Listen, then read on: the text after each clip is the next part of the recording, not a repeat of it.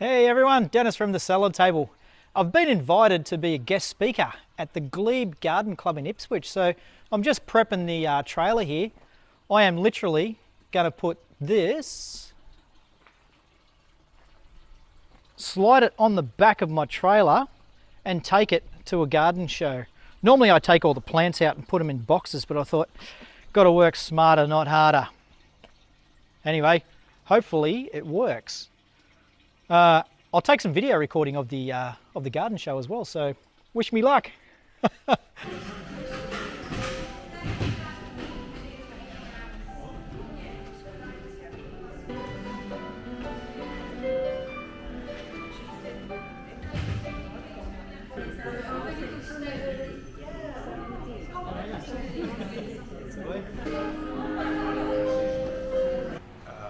Our guest speaker, and I'd like to introduce you to our guest speaker has brought with him his carer. And his carer is Dennis Matthews. And Karen is here as well? No. So Karen, is an apology. She sent The frog instead. Toby in her place. So Dennis lives in Cominia and owns and operates a family business called the Salad Table. Over to you, Dennis. Thank you very much. And can everyone hear me? Excellent. Yeah, thanks for having me today too. It's an honour to be here. So Dennis Matthews is my name. About 10 or so years ago I woke up and had a thought. I've got 10 acres out in Cominia, and you can't grow anything out there. It's all cattle country, and the dirt, the ground, the soil is just non-existent really. So I thought, why don't I build a farm, a hydroponic farm? So literally woke up one day and I think I've lost technology. So I literally put a farm together. So I come up with the concept of a small chunk of my farm basically. I put my first design together, worked, put them in a box, had them at my little farmers markets, and people started buying them. They thought, this is great, like I can grow my own produce. And I thought, well, am I doing myself a favour here? I'm selling all this lettuce and all my herbs, and all of a sudden I'm selling a system to grow their own lettuce and herbs, so they're not going to buy it off me anymore. So anyway, I'd rather see people grow their own. So anyway, I developed the salad table, flat packed it, and started sending it out to people who wanted it. Put a website up, made the website myself, and all of a sudden we've got them all over Australia now. There's a little pump inside the tank, just a little submersible pump. You can see that there, and that just plugs in, and it uses very small amounts of power, and it basically just pumps a small stream of water up to the top end. You can see that it's slightly canted downhill. So this is the bottom end, and this is the top end. So the water comes in via some plumbing up this end, and it just runs through, carrying the nutrient-rich water with it, down past the plants, and the plants just uptake the nutrient as it goes past, and then the roots just basically grow in the water. It's a big water saving when you compare it to the same amount of produce grown in the soil. And the reason being, obviously, the water that we don't use that would normally go back into the soil and disappear, it actually goes back into the container and then recirculates again. That's a little picture of my farm up there with quite a few lettuce. We've got about 20,000 plants growing there at any one time. We can grow a lot of things. I've got a bit of a list here of what I have grown, and I've got a lot of customers who ask me, what can you grow? And my answer is, I've got no idea. The list is just ever growing. It's just phenomenal. I first started out with a list about this long, and that was the things that I started to grow. Then all my salad table owners all over Australia sent me photos, and they were saying, hey, look at this. I've even had a guy send me a photo not long ago growing pumpkins. So he put the pumpkin vine in there, it grew on the ground, and then there's pumpkins all over the ground. And same with watermelon. It's just amazing. I have a model as well where a trellis just sits on the back here. You can see the picture up there. And then that's perfect for when you grow, if you're going to grow things like tomatoes or cucumbers, etc. So, beans, beans.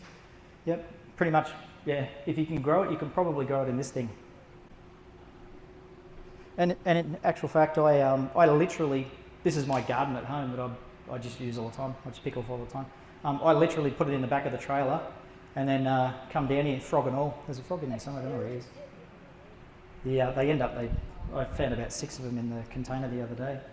Obviously he stayed on board. One of my favourite things to grow is cherry tomatoes. I love cherry tomatoes. Just like I've grown them in the soil, and they're nice. I like them. But grown hydroponically, the flavour just comes out, and I don't know what it is. Whether it's because they're getting all the nutrients that they need, you can control the nutrients. I got no idea, but they just taste absolutely beautiful. Pretty much like anything. I mean, the flavour is just really intense. Oh, everyone's favourite too, coriander. It's the best, isn't it? There's no in-betweens of coriander. You either hate it or you love it. I love it. And the smell, it just wafts. If we do a harvest of the coriander and it's blowing down towards a house, I love it. And mint grows like a weed. Mizuna, that's another fast one. Choy, as you can see here, the pack and bok choy is it's really nice. I put these in probably 3 weeks ago. They're seedlings. You can see, look at those, look at the roots on them. I'm going to put them in I've got to cook dinner tonight, so I'll probably do a stir fry with some choy in there. All right, how does it work? Like I said, the channel itself, it's just a slight concave bottom, so the water just flows down. It's about 1 millimetre deep, so water doesn't pool up in here at all, and it's just, like I say, it's about 1 millimetre deep, and it just runs past the roots. So the roots themselves, they just sit along the bottom of the channel, and most of the root is actually out of the water, so it's getting heaps of oxygen. It's like the perfect soil, right? No soil, but it's like having the perfect quality soil you could get. So it gets all the oxygen in there as well as the nutrients going past, and you actually control the nutrient. The channel itself, it has a removable lid. So when you get a build up of leaves or whatever in the base of the channel, and you pull all your plants out, you can just take the lid off and just wipe it out clean. So it's really, really simple. And then you harvest this plant, and then you pop that one straight in the hole. So that's harvesting and planting in an instant. So it's really easy, and it's clean as well. And it's fast. Like I said, there's a lot of people that are time poor, and they just don't have time to keep up with the weeds. I've never had a weed. I think I got one weed that came in on a commercial seedling one day, and that was it. That's the single weed I've had in probably 10 years. If you grow your own food, you're obviously going to save money on grocery bills, right? And as you've seen, simple planting and clean harvesting. So that lettuce there, I picked that out. I'll take that straight down the house, and I'll just pop it in the crisper as it is, and it just stays so crisp about it. Anyone got any questions at this stage? Depends what variety you've got. I mean, if you've got something that won't grow in summer, it's not going to grow in summer in hydroponics either. Yeah, definitely. It's got to be the right variety as well. I've just found, like with those lettuce, they're perfect. I would never grow an iceberg lettuce in summer. So the smaller one we do, it's 1.5 metres long. This one's 2 metres, just to give you an idea. It's about 1.5 metres. And it's a little bit lower, and it's got 3 channels. This one's got 4, so it's a little bit narrower as well. That's the smaller one, yeah. It's got 21 holes in it. So you sell them as a kit? Yep. What would the kit be worth? On our website, they range, so they start at about $4.95 for the smallest one, and that comes complete with everything, including your little grow cubes and nutrient and what have you. So it's going to last for years. I mean, that channel there, on my farm, it's 10 years old and it's still perfect. Generally age, I find. Yeah. Like I was saying before, if I pull it out, like a lettuce out that's half that size, and just chuck it in the cellar, it seems to be much sweeter. But if you let it grow bigger and to the point where it's almost starting to go to seed, then definitely you can taste that bitterness. Mm.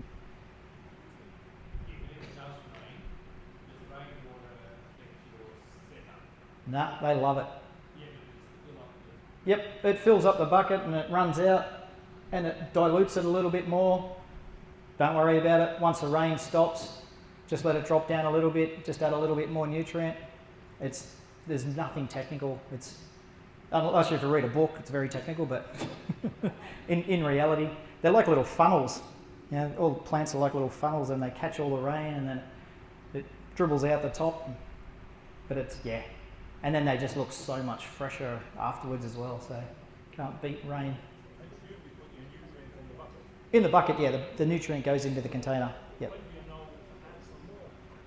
When the container drops down and you fill it up with water, you just use the ratio. So if you're halfway down, so I say use 150 ml of that and 150 ml of that.